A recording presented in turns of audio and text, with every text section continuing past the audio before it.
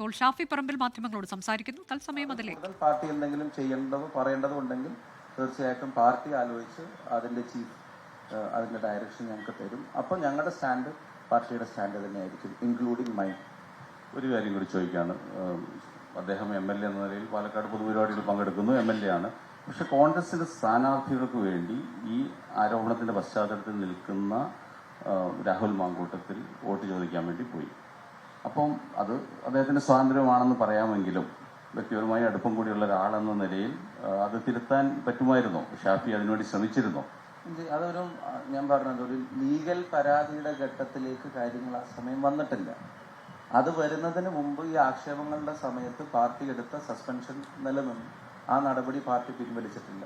പ്രാദേശികമായി അവിടുത്തെ ഇപ്പം ഇദ്ദേഹത്തിന്റെ തെരഞ്ഞെടുപ്പിൽ സഹായിച്ചിട്ടുള്ള ആളുകൾ അദ്ദേഹത്തിന്റെ സാന്നിധ്യം അവരുടെ ഇലക്ഷനുമായി ബന്ധപ്പെട്ട് അവർ ഡിമാൻഡ് ചെയ്തല്ലാതെ അതൊരു പാർട്ടി ഒഫീഷ്യൽ ചാനൽ വഴി ഇന്ന സ്ഥലങ്ങളിൽ രാഹുൽ പ്രചരണത്തിന് പോട്ടെ എന്ന് കോൺഗ്രസ് പാർട്ടിയുടെ ഒരു ഘടകവും തീരുമാനിച്ചിട്ടില്ല.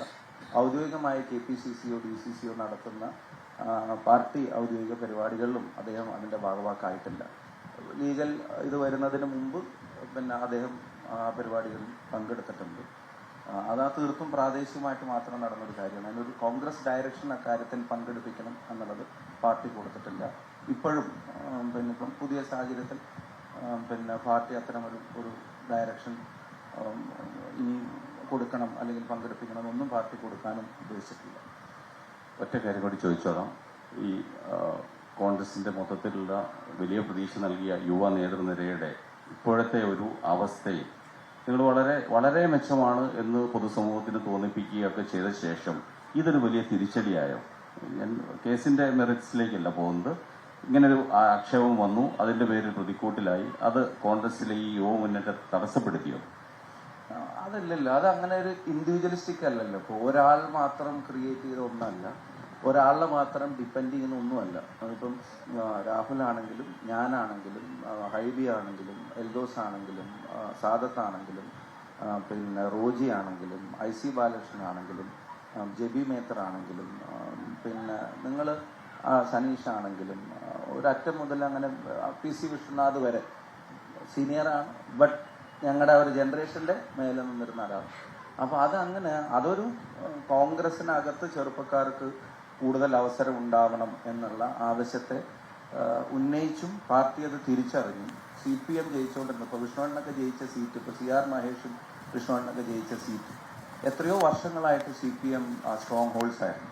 ഒരു മുൻ മന്ത്രി കഴിഞ്ഞ തെരഞ്ഞെടുപ്പിൽ തോറ്റ അപൂർവം ഒക്കേഷനിലൊന്നായിരുന്നു PC വിശ്വനാഥ് കുണ്ട്ര ജയിച്ചു കയറിയത്.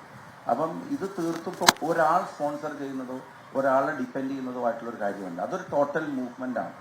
ആ മൂവ്മെന്റിനും ആ ആളുകൾക്കുമുള്ള അക്സെപ്റ്റൻസ്, പബ്ലിക് അക്സെപ്റ്റൻസ്, അതാണ് അതിന്റെ ഇന്ധനം. ആ അക്സെപ്റ്റൻസിനെ കുറക്കുന്ന ഒരു ടോട്ടാലിറ്റിയിലെ അക്സെപ്റ്റൻസിനെ കുറക്കുന്ന ഒന്നും ഇൻഡിവിജ്വൽ ആയിട്ടുള്ള ഇൻസിഡൻസിന്റെ പേരിൽ ഉണ്ടാവുമെന്ന് ഞങ്ങൾ കരുതുന്നില്ല. That will continue.